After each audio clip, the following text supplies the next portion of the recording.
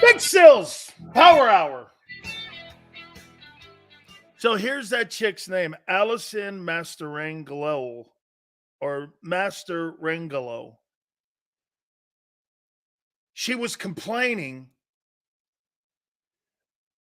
and she was complaining about the sprinklers being on the brave side for the media people, and it got her purse wet, and it got everybody upset on the brave side because the Philly grounds people had the sprinklers going on, and it got a lot of the Atlanta Brave gear wet.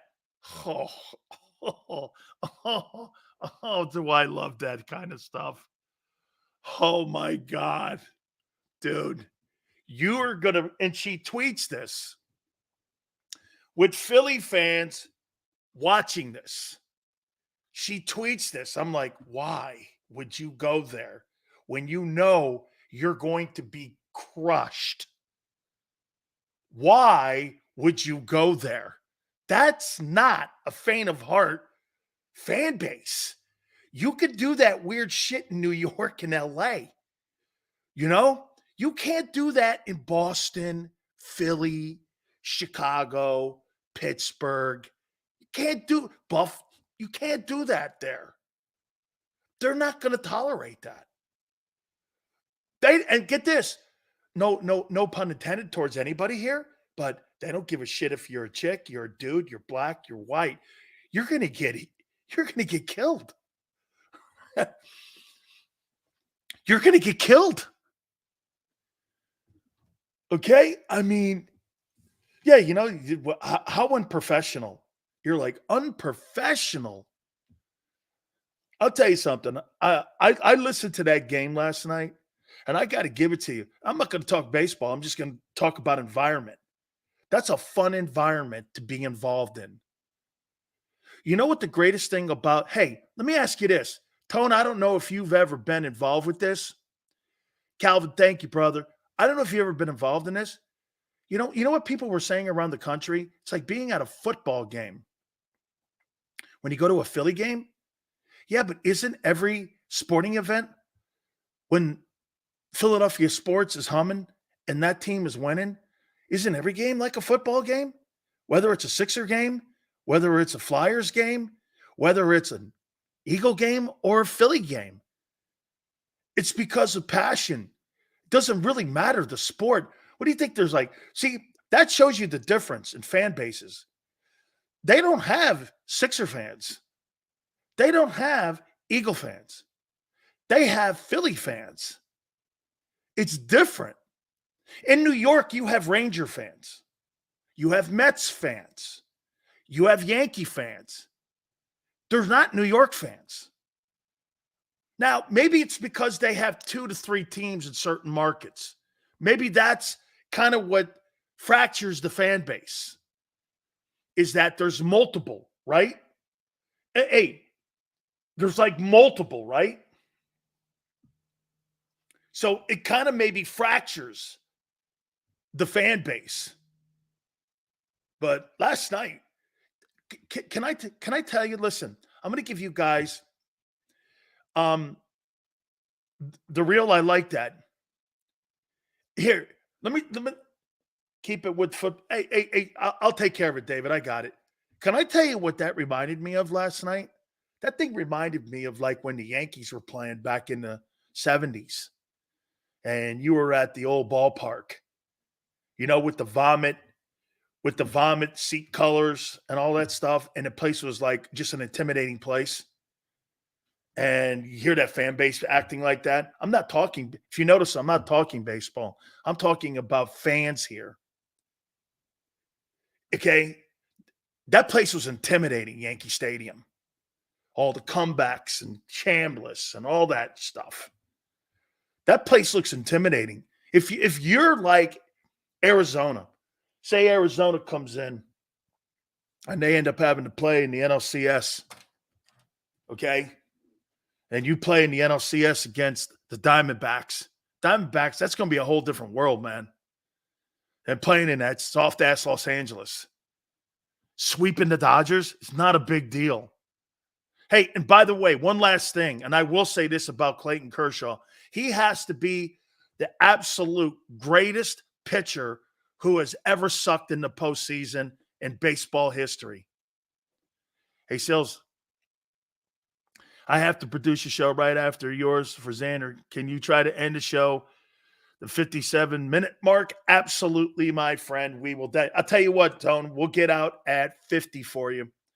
If that's cool, if that's all right. And we'll do it, give you a little bit more time to stretch the legs there and get you up to speed there with doing that. That to me is without a doubt one of the greatest environments I ever saw. And Clayton Kershaw is he's the sorriest Hall of Fame postseason pitcher in baseball history. Okay? All right. I want to get to some names here now on potential trades and see if some of these names jump out at you. Because, how about this? Let's do this here first before we go here. How many people believe that Howie Roseman is going to make a move by the October 31st trading deadline?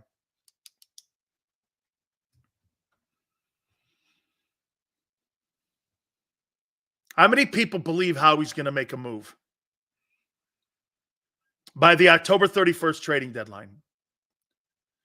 No doubt he will. Yes, I do. Tony, you think he makes a move? $400K in cap room? Or you can always restructure contracts. You can always, Hollywood, you can always make things fit. No, unless we lose. Okay? Before the Dolphin game. That's 2 weeks before the bye. All right. Let's look at these names. Howie has something brewing. No way he doesn't. Okay. Here's our guys that I'm hearing that potentially could be moved by October 31. Now, obviously, the Eagles are not going to be in need of this guy, Ryan Tannehill. I think the Titans are going to move him. A lot of money, not as much production. They're still kind of in it, but they really aren't. He could be moved. Jets,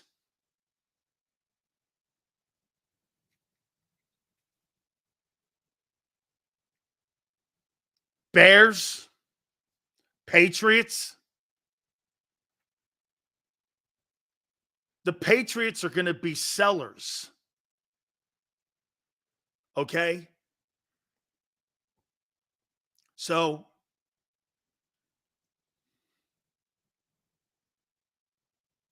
Cardinals won't. Carolina, maybe. Ryan Tannehill will be moved. I got from a head football coach that told me that here are the names that potentially could be moved. Kirk Cousins, Minnesota Vikings. One more loss, you're going to see a fire sale so that they can get a quarterback up there for Justin Jefferson. Kirk Cousins to the Jets. Would Kirk Cousins to Washington? Back to Washington? Especially if Washington is still in it. Washington?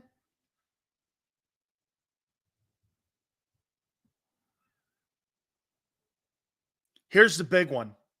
Would the Eagles have interest in Derrick Henry?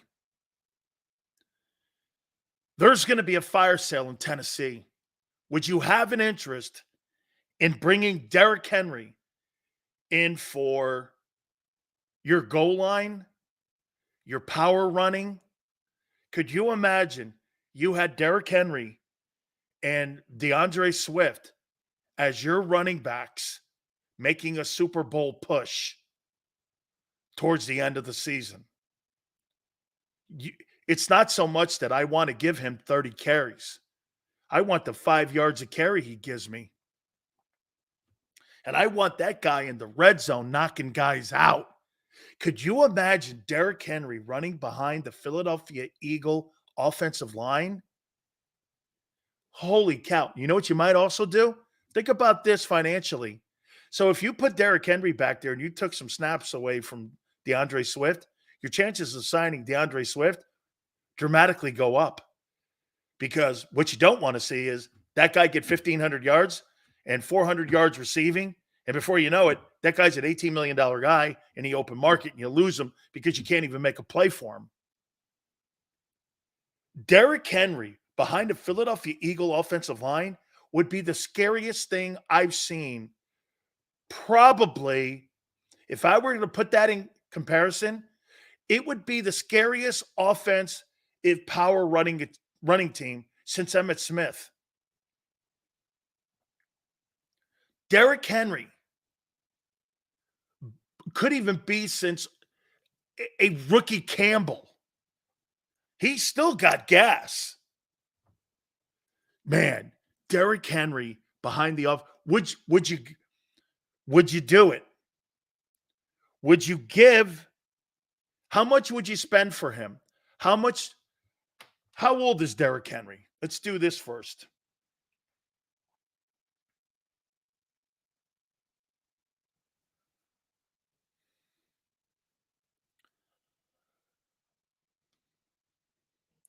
How old is Derrick Henry?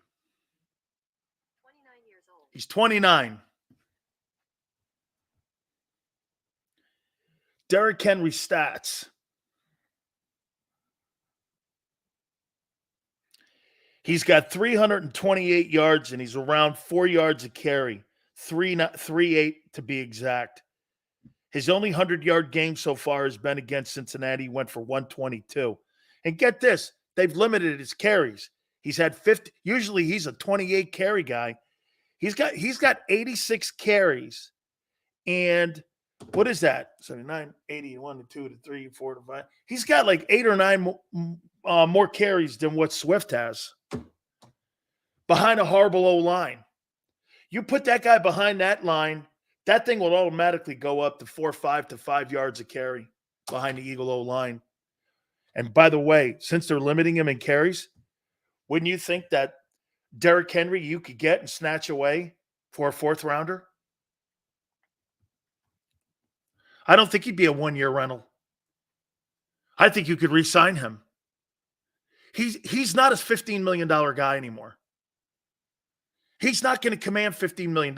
One, the market's not going to dictate that, and plus 30 years old is not going to dictate. He's not getting that.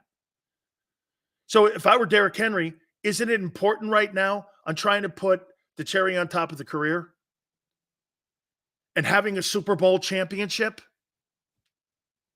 It's a $16 million cap hit. Ugh.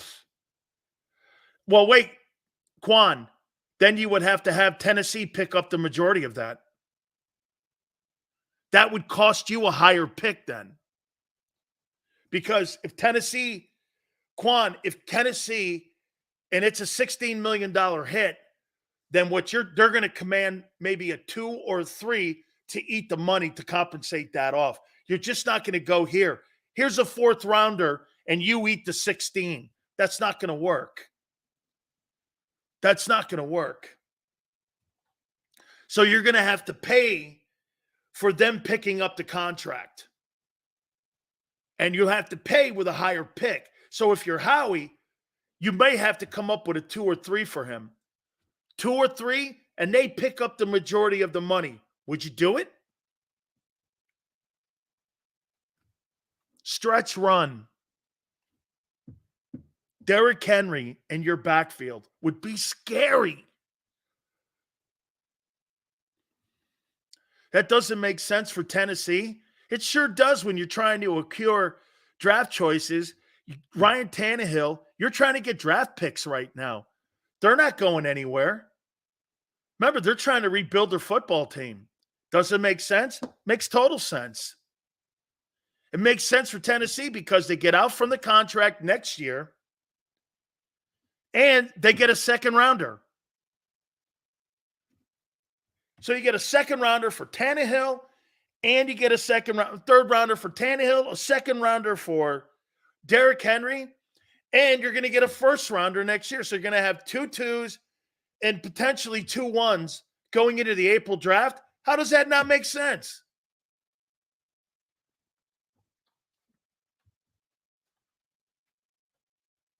Okay. How about this name? The Raiders are taking phone calls. Davante Adams. They are taking phone calls. Here's the deal. Davante Adams before October 31st to Kansas City. Now, I don't know if Kansas City would spend the money that's on that contract because it's a big-time contract. He's got big money on that contract. So that might be a lot of money. But Davante Adams could change a team's fortune, especially if you lose a wide receiver, or if you feel you're a wide receiver away. You know, would the Raiders trade him, Davante Adams, to the 49ers? Would they trade him to the Cowboys? Right? Could you see the Cowboys are going to be, do we not agree? The Cowboys are going to be desperate. Okay? They're going to be desperate. I think Dallas has got to have some interest in Davante Adams to put on the other side of CeeDee Lamb because they don't the Brandon Cooks experiment is not working. It's just not working. So you put Davante Adams and CeeDee Lamb, now you push yourself closer to the Eagles, at least at the wide receiver position. Hey, Yale, it's true. Jerry Jeudy's name is out there. The safety Simmons is also out there potentially. And that Sutton kid is also on the block. Which they will, Denver tonight, Denver's going to get killed. See, to what Quan's saying, okay, and how it makes sense, the Denver Broncos are not drafting a quarterback. Wow. Davante to the Lions? Boy, man, that would be insane. The Broncos can't get off of the contract. Tone and I, we're just talking about, you got $100 million cap hit if you move off of Russell Wilson. Next year, it's 90. You're not going anywhere for 3 years with that contract. Half your cap on a $200 million cap is tied into Russell Wilson's dead cap money. You're not going anywhere. You're not drafting quarterbacks. And nobody in their right mind would pick that deal up now. They're dead in the water with that. I don't even know if they could defer that contract out. I have no idea if they could defer that thing out for 20 years. They owe so much money. It hasn't even kicked in yet.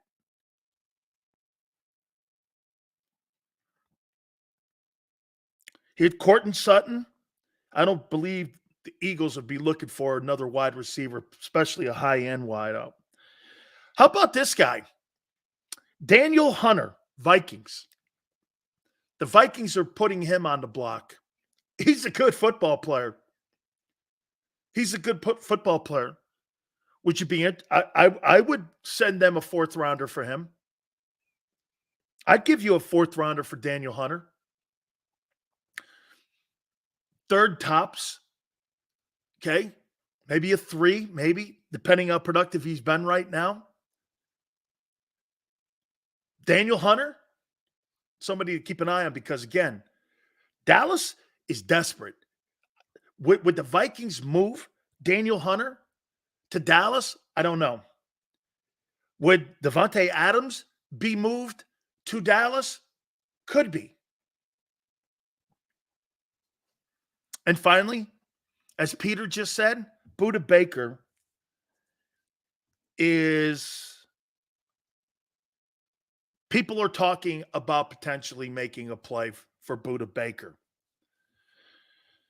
And there's been a lot of talk in Philly for the last couple of years about him and whether or not. But again, you got to remember something. If you're going to go after Derrick Henry, that's got to be a 2 because of what Quan said with the money. There's $16 million cap hit. You got to go high end with that. You can't just give a 4th rounder up. And to what people are saying, you got to make it look good for Tennessee to want to do that. So you got to give him a 2. Devontae Adams, the Cowboys would have to surrender a 1 for him. They would have to give up a 1 for Devontae Adams, in my opinion. Okay? Courtland Sutton, potentially go to the Lions. You'd probably have to give up a 2 or 3 for him. Daniel Hunter, you probably could give up a 4 if you're Philly for him. And Budda Baker, you might have to give up a 1. Now, here's the deal. Do you think Jonathan Gannon has a good enough relationship with Howie Roseman where you make a move for that? And if you're Jonathan Gannon, don't you pick up the phone and call Howie Roseman and go like this? Hey, you know what, man? I know our relationship got a little rocky here with some of the things in the hiring process of me coming to Arizona. You know, I'd like to make it right. Is there a possibility that we could have a conversation here about us moving Budda Baker to the Eagles? And would you be interested in something like this, depending on what the package is? Now, most teams don't like to talk like that, especially teams that they're playing on their schedule, and you got them down at the back end of the schedule. So most teams don't want to do shit like that. But still, you're now in a position here where they're looking for draft choices and rebuilding. They've got to make a key decision. Okay? They would make a key decision on what they're going to do with Kyler Murray. They got to make a key decision on what they're going to do with him. Okay? So, are they going to move him? Are they going to move off him? They've got to determine what they're going to do. All right. We'll talk about tonight's game. Also, a couple more Eagle-related items. Please hit the like button. Keep it here on the National Football Show.